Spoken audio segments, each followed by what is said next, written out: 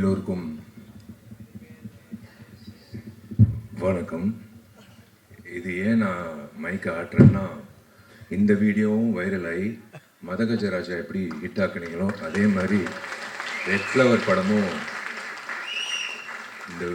இந்த உலகம் முழுக்க இந்த விழாவோட வீடியோ போய் சேர்ந்து ரெட் ஃப்ளவர் படம் பார்க்கணுன்னு நான் வேண்டிக்கிறேன். அதனால தான் இந்த செய்கை செஞ்சேன்.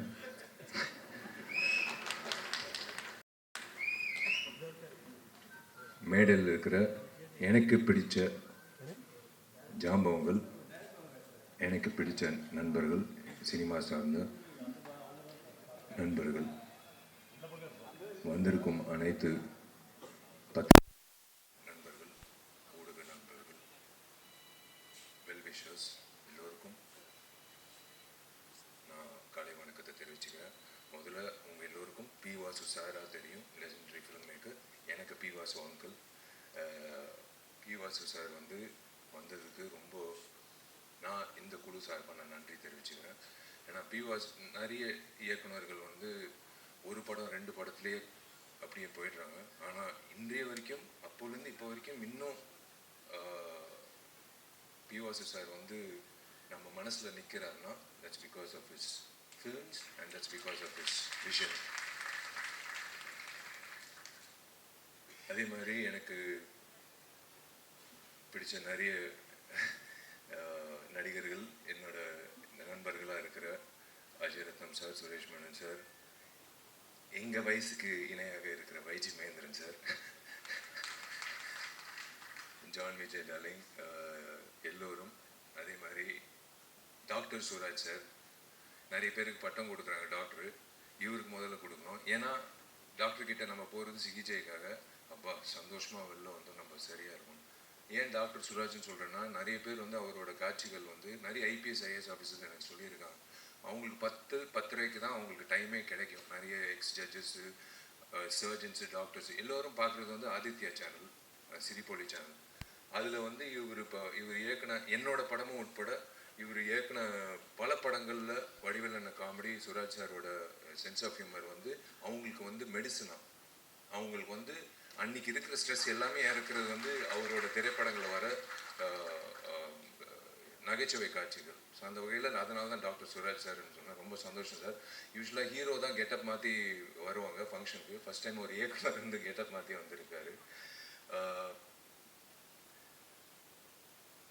முதல்ல இந்த விழாக்கு இப்படி அரங்கம் நிறைந்த ஒரு காட்சியாக அளிக்குதோ அதே மாதிரி இந்த திரைப்படம் ஆகஸ்ட் 8 ரிலீஸ் ஆகும்போது இதே மாதிரி அரங்கம் நிறைந்த காட்சியை பார்க்கணுன்றது என்னோட ஆசை. ரொம்ப நன்றி. நீங்கள் முதல்ல ரெட் ஃப்ளவர் திரைப்படத்துக்கு இந்த விழாவுக்கு வந்ததுக்கு எல்லோரும் ரொம்ப நன்றின்னு சொன்னாங்க. இல்லைங்க, இது என்னோட கடமை. தயவு செஞ்சு இந்த சின்ன படம் பெரிய படம் அப்படியெல்லாம் சொல்லாதீங்க. இந்த வெள்ளி திரையில் என்ன காணப்படுதோ அதுதான் படம். அது சின்ன ஹீரோவாக இருந்தாலும் பெரிய ஹீரோ இருந்தாலும் புதுமுக இயக்குனராக இருந்தாலும் பெரிய இயக்குனராக இருந்தாலும் எதுவாக இருந்தாலும் திரைப்படம். ஸோ அந்த வகையில் என்னோட கடமையாக என் நண்பன் போராளி விக்னேஷ் அவர்களுக்காக நான் எல்லாத்தையும் ஒதுக்கி வச்சு, எல்லோருக்கும் வேலை இருக்கும், பட் இருந்தாலும் இந்த வேலை ரொம்ப முக்கியமான வேலை. நான் விக்னேஷ்க்கு உறுதுணையாக இருக்கணும்னு ஆசைப்பட்டு நான் வரேன்னு நான் சொன்னது காரணம் அவர் அவர் மனசார பேசினார் பாருங்களேன். அவர் எவ்வளோ கஷ்டப்பட்டு எவ்வளோ அவமானங்கள் தாங்கி எவ்வளோ முயற்சிகள் பண்ணி இந்த திரைப்படத்துக்கு வரைக்கும் வந்திருக்காருன பயணம். அது அவரோட வழியில் எனக்கும் அந்த அந்த உணர்வு இருக்குது. ஸோ அந்த வகையில் விக்னேஷ் அவர்களுக்கு இந்த திரைப்படம் ரெட் ஃப்ளவர் மிகப்பெரிய திருப்பு முனையாக இன்னொரு இன்னிங்ஸ் தொடக்கத்துக்காக விக்னேஷ்க்கு அமையணும் நான் வாழ்த்துறேன். விக்னேஷ்க்கு புதுமுக இயக்குனர் ஆண்ட்ரூ பாண்டியன் இந்த காட்சிகள் பார்த்தோம், ட்ரெய்லர் பார்த்தோம், மோஷன் போஸ்டர் பார்த்தோம், சாங்ஸ் பார்த்தோம். திரு ஆண்ட்ரூ பாண்டியன் அவர்களுக்கு என்னோட வாழ்த்துக்கள். பொதுவாக 2025 என்ன நடக்குது, நடைமுறை செயல் என்ன நடக்குதுன்னு பண்ணுறதுக்கே பல இயக்குநர்கள் திண்டாடுறாங்க. ஆனால் இவர் 2047 என்ன நடக்க போகுதுன்னு ஒரு மிகப்பெரிய ரிஸ்க் எடுத்து ஒரு திரைக்கதை பண்ணியிருக்காரு. அது in fact, everyone was speaking about his vision. I wish Andrew Pandian all the very best for this film. Welcome to the industry. And in the விழா நாயகன் சந்தோஷ் ராம் இசையமைப்பாளர், வாழ்த்துக்கள். உங்கள் பாடல்கள் பார்த்தோம், ரொம்ப பக்கபலமாக இருந்திருக்கீங்க. Cinematographer and of course everyone, including the heroine and the entire cast and crew. I wish all of you all the very best. Vignesh, ஒரே ஒரு விஷயம் நான் சொல்கிறேன். எல்லாரும் கதாநாயகர்கள் வந்து எதிர்பார்க்குறது வந்து ஒரு நல்ல ஒரு அமைப்பு வேணும். நம்ம என்னதான் வந்து நம்ம திறமைசாலி அப்படின்னு சொல்லும்போது நம்மளுக்கு ஒரு பொக்கிஷன் மாதிரி, ஒரு வைரம் மாதிரி ஒருத்தர் வேணும். யாருன்னா தயாரிப்பாளர்.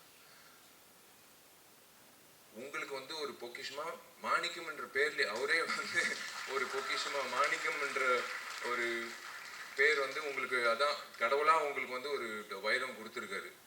அதுதான் திரு மாணிக்கம் அவர்கள். காளிகாம்பல் பிக்சர்ஸ் சார்பா மாணிக்கம் அவர்கள் இந்த திரைப்படத்தை தயாரிச்சிருக்காரு. Sir, welcome to the industry. Manickam sir, நீங்கள் இந்த வந்து சொன்னாங்க, இந்த படம் வந்து எனக்கு லாபம் வேணாம், எனக்கு வந்து இந்த படம் ஒரு லவ் ஃபார் த ஆர்ட்ன்றதுக்காக நான் பண்ணியிருக்கேன். அப்படி இல்லை, நீங்கள் மறுபடி இந்த படம் வெற்றி அடையும். இந்த படம் முடிஞ்சதுக்கப்புறம் நீங்கள் நிறைய விக்னேஷ் சொன்ன மாதிரி நிறைய இயக்குநர்கள் நிறைய திரைப்படங்கள் பண்ணணும். நீங்கள் இன்னொரு 2047 எப்படி இந்த திரைப்படம் காட்டினாங்களோ 2047 திரு மாணிக்கம் வந்து தயாரிப்பாளராக இருக்கணும்னு நான் ஆசைப்படுறேன். Welcome to the film industry. மற்றபடி டார்லிங் ஜான் விஜய், என் டார்லிங் அஜய் ரத்னம் சார், என் டார்லிங் தலைவர் சார் விஜய், எல்லோருக்கும் வந்து வாழ்த்துக்கள் for this film. Thank you media. நீங்கள் எப்போவுமே எல்லா திரைப்படங்களுக்கும், எங்கள் திரைப்படம் மட்டும் இல்லை, எல்லா திரைப்படங்களுக்கும் நீங்கள் வந்து ஆஜராகி நீங்கள் வந்து சப்போர்ட் பண்ணுறது ரொம்ப சந்தோஷம். எனக்கு பிடிச்ச 2 அரசியல்வாதிகள், ஒன்று பகத்சிங், ரெண்டாவது இடம்பெற்றவர் நேதாஜி சுபாஷ் சந்திர போஸ். அவருக்கு வந்து ட்ரிபியூட் பண்ணி நீங்கள் தொடங்கினது வந்து ரொம்ப நன்றி. அது இன்னும் நீங்கள் ஞாபகம் வச்சுருக்கீங்கன்றது ரொம்ப சந்தோஷம். அண்ட் அஃப்கோர்ஸ் சொன்ன மாதிரி 3 நாட்கள் ரொம்ப முக்கியம். கண்டிப்பாக வந்து இந்த படம் வெற்றியடைய நம்புகிறேன். நிறைய பேர் வந்து வாட்ச் பார்த்துட்டே இருந்தாங்க. கவலைப்படாதீங்க, இந்த குழுவுக்கு மட்டும் இல்லை, எல்லா திரைப்படங்களும் தயாரிப்பாளர் சங்கம் சார்பாக கதிரேசன் சார் எல்லாரும் வந்திருக்காங்க. நான் ஒரு விண்ணப்பம் நடிகர் சங்கம் சார்பாக, இன்னும் 3 மாத காலகட்டத்தில் நாங்கள் வந்து கவலைப்படாதீங்க, டைம் கன்ஸ்டன்ட் இருக்காது. அந்த நாங்கள் கட்ட போகிற அந்த ஆடிட்டோரியம் நாங்கள் திறப்பு விழாக்கப்புறம் உங்களுக்கு எந்த பிரச்சனை இல்லாமல், சின்ன திரைப்படம் வந்து இப்போ எந்த திரைப்படமாக இருந்தாலும் உங்களுக்கு பயன்படும்.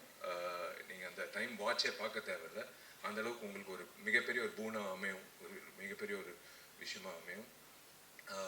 தயாரிப்பாளர் சங்கம் இருக்கிறதுனால நான் வந்து நடிகர் சங்கம் சார்ந்த உறுப்பினர்கள் இருக்காங்க, கதிரேசன் சாரும் இருக்கார், ஆஃபீஸ் பேர்.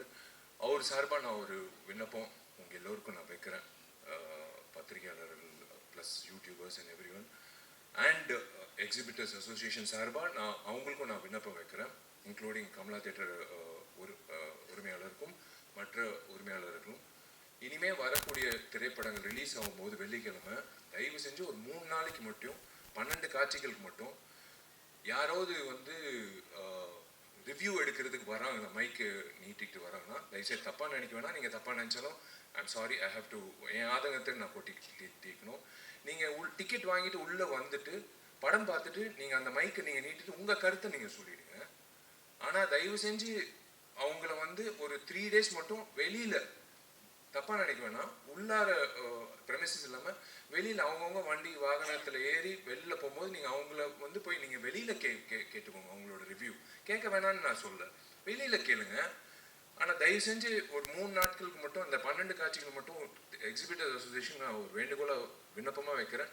உள்ளே மட்டும் கொஞ்சம் ரிக்வெஸ்ட் பண்ணி உள்ளே வந்து எடுக்க வேணான்னு சொல்லுங்கள், வெளியில் எடுத்துக்கோங்க. விமர்சனங்கள் கண்டிப்பாக யார் முதல்ல விமர்சனம் போடுறதுன்னு ஒரு போட்டி இருக்கும், அது தப்பே கிடையாது எல்லாரும். ஆனால் நீங்கள் உள்ளே வந்து ஒரு டிக்கெட் வாங்கி நீங்கள் அந்த படத்தை பார்த்துட்டு அதுக்கப்புறம் உங்கள் கருத்தை சொல்லிவிட்டு அப்புறம் மக்களோட கருத்து நீங்கள் சொன்னீங்கன்னா சூப்பராக இருக்கும். அந்த வகையில் ஒரு நல்லா இருக்கும். எந்த படத்துக்காக இருந்தாலும் அது நல்லா இருக்கும். ப்ளீஸ் தயவு செஞ்சு கண்டிப்பாக ரிவ்யூ வேணும். அந்த ப்ரீதிங் ஸ்பேஸ்ன்றது ரொம்ப முக்கியம். ஒரு 12 காட்சிகள் விட்டுருங்களேன். அந்த அதுதான் ஒரு திரைப்படத்துக்கு ஒரு இவ்வளோ உழைச்சிருக்காங்க. அது கண்டிப்பாக வந்து அது ஒரு உங்களுக்கு நீங்கள் கொடுக்குற சப்போர்ட் தான் அந்த வகையில். ஸோ தேங்க்யூ வெரி மச் நீங்கள் எல்லோரும் வந்ததுக்கு. And wish you all the very best எல்லோருக்கும். இந்த ரெட் ஃப்ளவர் திரைப்படம் வெள்ளித்திரையில் மிக சிறப்பாக வந்து வெற்றிகரமாக கொண்டாடப்படணும். அதே வகையில் தயாரிப்பாளர் சங்கத்துக்கு இன்னொரு விண்ணப்பம் என்னென்னா, கதிரேசன் சார் ஒரு விழிப்புணர்வாக நீங்கள் வந்து ஒரு குழு அமைச்சு வரக்கூடிய புதுமுக தயாரிப்பாளர்களுக்கு இந்த ஓடிடி சேட்டலைட்டோ இல்லை ரிலீஸ் ஆகும்போது அவங்களுக்கு ஒரு சப்போர்ட்டோ, எப்படி ரிலீஸ் பண்ணணும், எந்த தேதியில் ரிலீஸ் நம்ம பண்ணியிருக்கோம். ஆக்சுவலாக ரெகுலேஷன் கமிட்டி மாதிரி பண்ணியிருக்கோம். ஒரே நாள் வந்து 10 திரைப்படம் ரிலீஸ் ஆகுது. அது வந்து எத்தனை காட்சிகள் வருதுன்னு சில தயாரிப்பாளருக்கு தெரியல. எனக்கு 100 தியேட்டர் வருதுன்னு சந்தோஷமாக அலுவலகத்தில் உட்காராங்க. ஆனால் 100 தியேட்டரில் 400 காட்சி வருதான்னு தெரியாது. 100 காட்சி தான் வருது. அது காலை காட்சி 9:30 மணினா எங்கள் வீட்டில் எங்கள் அம்மா அப்பாவே போக மாட்டாங்க என் படம் ரிலீஸ் ஆகும்போது. ஸோ அந்த மாதிரி வந்து கரெக்டாக அமைச்சு கொடுத்தா தயாரிப்பாளர்களுக்கு வந்து ஒரு மிகப்பெரிய ஒரு சக்தியாக இருக்கும். நீங்கள் எல்லோரும் வந்து ஒரு பக்கபலமாக எல்லா திரைப்படத்துக்கும் இந்த திரைப்படம் வெள்ளிக்கிழமை இத்தனை திரையரங்கத்தில் இத்தனை காட்சிகளில் ரிலீஸ் ஆகுது, கவலைப்படாதீங்க அப்படின்னு சொல்லும்போது அவங்களுக்கு ஒரு சந்தோஷமாக இருக்கும். அண்ட் ப்ளஸ் அஃப்கோர்ஸ் எல்லாரும் அந்த ஓடிடி பிளாட்ஃபார்ம் அப்படின்னு வரும்போது நீங்கள் சப்போர்ட் பண்ணிங்கன்னா நல்லாயிருக்கும். மற்றபடி தேங்க்யூ, காட் பிளஸ் யூ. நீங்கள் எல்லோரும் நல்லா இருக்கணும். Thank you very much. எல்லாருக்காண்டி ஒரே ஒரு கொஸ்டின்.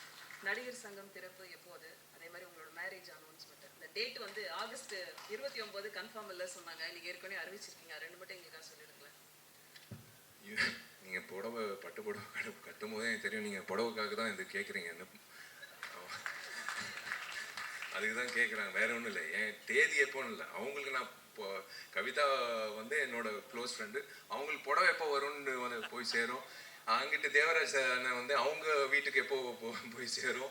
இங்கிட்டு ஒருத்தர் இருக்கார் மீனாட்சி சுந்தரம், அவருக்கு எப்போ போய் சேரும். எல்லாருக்கும் எஸ் கண்டிப்பாக வந்து அந்த நான் அதாங்க 9 வருஷம் நான் எப்படியோ நான் தாக்கு பிடிச்சிட்டேன். இன்னும் 2 மாதத்தில் இருக்கும். ஆகஸ்ட் 29 என் பிறந்தநாள் அன்னைக்கு கண்டிப்பாக ஒரு நல்ல ஒரு செய்தி இருக்குது கண்டிப்பாக. ஆனால் நான் சொன்னபடி அந்த கட்டணம் எல்லாரும் பெரியவர்கள் எல்லாரும் வந்து அந்த திரைப்படா முடிஞ்சதுக்கப்புறம் முகூர்த்தம் போய் நான் புக் பண்ணிட்டேன் கார்த்திகிட்ட. கண்டிப்பாக வந்து என் கல்யாணம் அங்கிட்டு தான் கட்டிடத்தில். ஆனால் அது வந்து கண்டிப்பாக வந்து நீங்கள் நினைக்கிற மாதிரி தாமதம் அப்படியெல்லாம் இல்லை, கூடி சீக்கிரம் நடக்கும். அதுக்கு தான் ஓடுறேன், இப்போது கட்டிடத்துக்கு தான் ஓடுறேன். இது முடிச்சோடனே எல்லாரும் நினைக்கிறாங்க இவன் எதுக்கு வந்து டெய்லி காலங்காலத்தில் வந்து கட்டிடத்தை பார்க்குறான், கொத்தனார்லேருந்து எல்லாரும் ஆர்கிடெக்ட் வரைக்கும் இவன் கல்யாணத்துக்காக தான் வந்து அவசரப்படுத்துகிறான் இல்லைன்னா. பட் நேரம் வந்துருச்சு. இன்னொரு 2.5 monthsல வந்துடும். 2 monthsல வந்துடும் டெஃபினட்டாக. பட் ஆகஸ்ட் 29 கண்டிப்பாக ஒரு நல்ல செய்தி இருக்குது. அது கூடிய சீக்கிரம் நான் அறிவிக்கிறேன். நல்ல கண்டிப்பாக புடவை வந்துடும் Kavitha. Thank you all the best. God plus.